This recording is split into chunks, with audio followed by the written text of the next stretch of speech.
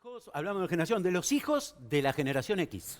Los hijos de la generación X, ahí dejo a los Son millennials de lado. los centennials. Los centennials. Perfecto. Hoy vamos Ubicémoslo a estar... temporalmente, nacidos entre... Ahora, ¿qué te parece si te lo preguntamos al invitado? Y tenés razón. Digo, ¿por qué? Porque Manuel Alonso de ADECO, Asesoría en Recursos Humanos, consultora, bueno, también nos visita esta mañana para hablar precisamente de esta generación, de lo que caracteriza a esta generación, una generación que además va a empezar a pisar cada vez más fuerte en el mercado laboral. Bienvenido, Manuel, ¿cómo le va? Buenos días, ¿cómo están? Placer.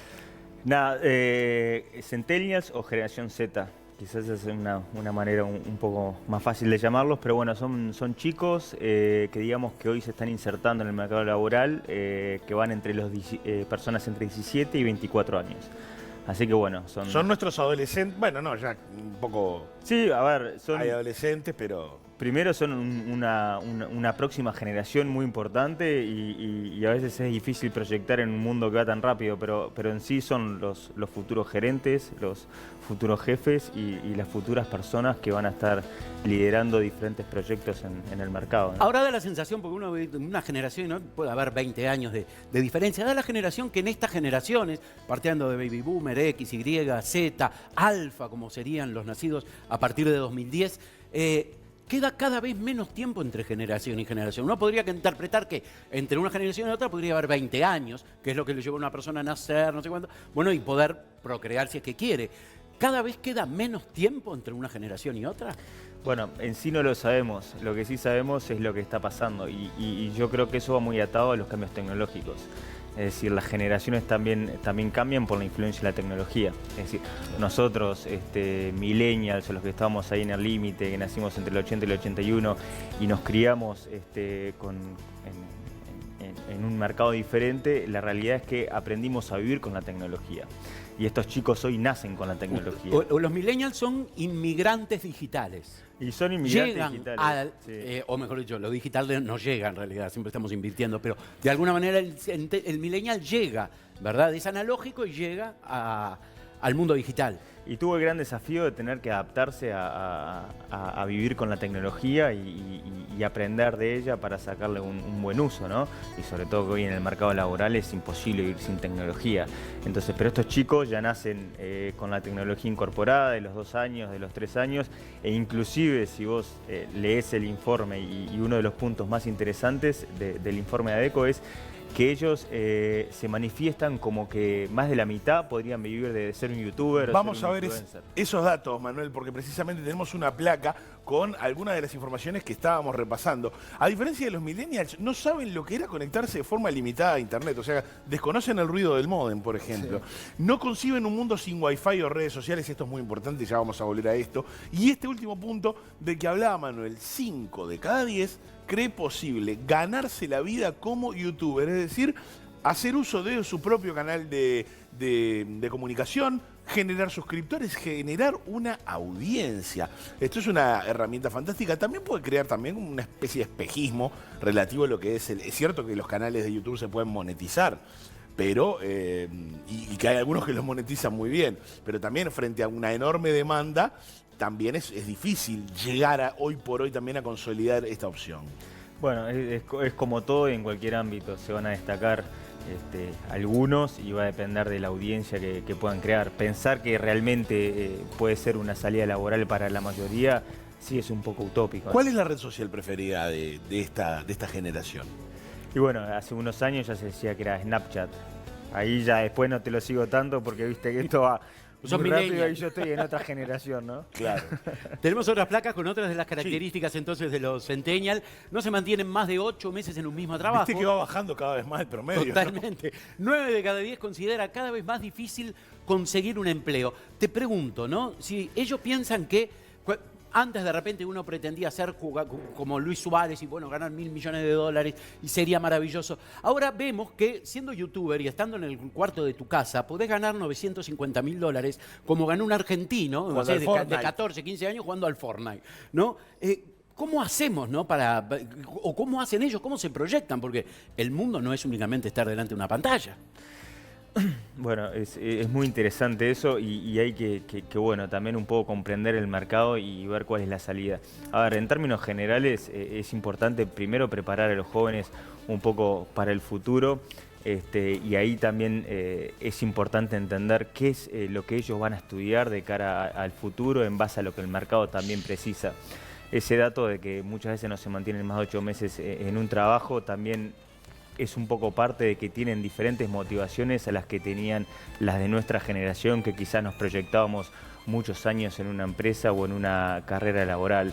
Es decir, estos son perfiles y son chicos que quizás los mueven más otras cosas, están mucho más vinculados al reciclaje, mucho más vinculados al medio ambiente, a trabajar en empresas que se preocupen por temas sustentables, por temas de verdes, por temas de medio ambiente. O sea, lo que se procura es una experiencia satisfactoria en lo profesional, en lo laboral. Vamos a ver otros datos relativos a esta generación. Bueno, son más autodidactas y más propensos a emprender su propio negocio. Vamos a volver sobre este punto. 6 de cada 10 desea trabajar en empresas, como decía Manuel, que prioricen el medio ambiente, protección animal e igualdad de género. Realizan mucho trabajo voluntario, es decir, deciden dónde poner su tiempo y su energía, más que priorizando el beneficio económico, sino la motivación. Y una más que también está relacionada directamente. Dice, 6 de 10 prefieren horarios flexibles de trabajo o trabajar desde la casa. Esto estoy convencido que es lo que definitivamente se viene o ya está aquí. Y ya que hay un tema más complicado, son más impacientes y tienen un déficit atencional más alto. ¿Cómo es la capacidad para tolerar la frustración de esta generación? Es un poco menor que la de nuestras generaciones, va atado por un contexto. También hay una realidad de que hoy, por ejemplo, si hablamos específicamente de Uruguay, hay un empleo un poco más deteriorado, entonces les cuesta un poco más también la inserción laboral. Entonces, de ese lado, eso también hace que roten un poco más, que sean un poco más impacientes.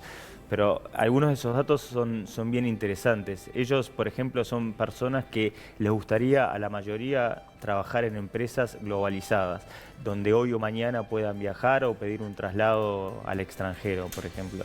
Entonces, acá también lo que es muy importante como empresarios y como empresas es tratar de ver cómo entendemos a este talento, cómo lo adaptamos a la organización para retener y potenciar, sobre todo con ese talento que nos queremos quedar.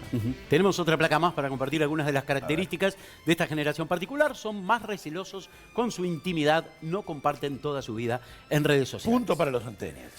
Sí, es un poco una contradicción, ¿no? Perdóname, ¿no? Pero son adultos digitales. Cuando los millennials tal vez eran adolescentes digitales, ¿no? O sea, estamos con esa novedad de mostrar y fíjate que los centennials, hay una cosa interesante que está pasando con los nacidos entre el año 98 y 2010. Son aquellos niños que se vieron expuestos por primera vez en una red social. Esa red social generó archivo y hoy por hoy ya adolescentes o jóvenes miran para atrás y muchas veces le preguntan a los padres, ¿y por qué subiste esto? ¿Y con permiso de quién? ¿Y cuál es la gracia de haberme subido de bebé con un pie en la boca o caminando con la cola al aire porque a vos se te cantó? Está ocurriendo. Mirá que he leído informes de New York Times, de Guardian, de otros medios, de adolescentes que le están diciendo a los padres, ¿con qué permiso me mostraste en redes sociales? ¿O por qué no me cuidaste un poquito más? Y los centennials capaz que están como poniéndose más barreras. guardados. Son como un poco más responsables con eso, saben un poco más también los peligros que la exposición de la información muchas veces tiene, que cada vez que entras a un sitio te registrás y ahora, no sé, hasta para leer el diario te pide tu correo electrónico, una contraseña. Entonces, de ese lado, por un lado, es un poco contradictorio porque viven con la tecnología, se criaron con la tecnología y todo lo hacen a través de la tecnología y la tecnología es un hilo conductor para lo que quieren hacer.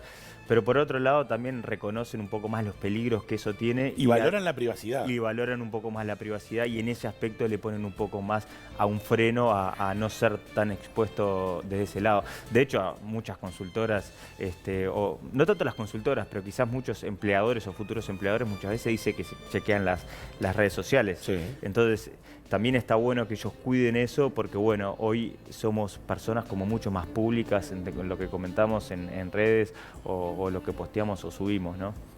Manuel, te agradecemos muchísimo tu presencia recién. Muchas gracias. Ha sido muy clarificador. Además, para tratar porque date cuenta que estamos viviendo por lo menos 5 generaciones simultáneamente. Y sí. ¿No? En este mismo momento, en este país y en el mundo, hay por lo menos 5 generaciones con perfiles absolutamente marcados totalmente diferentes conviviendo en el mismo tiempo. Sí, y lo que se piensa es que cada vez van a ser más, es decir, porque las generaciones cada vez tendrán un tiempo menor para comenzar otra. Y aumenta la expectativa de vida también, También. ¿no? Lo que Sin hace que duda. varias generaciones, como decía Leo, coexistan. Manuel, un placer, muchísimas gracias. Ustedes.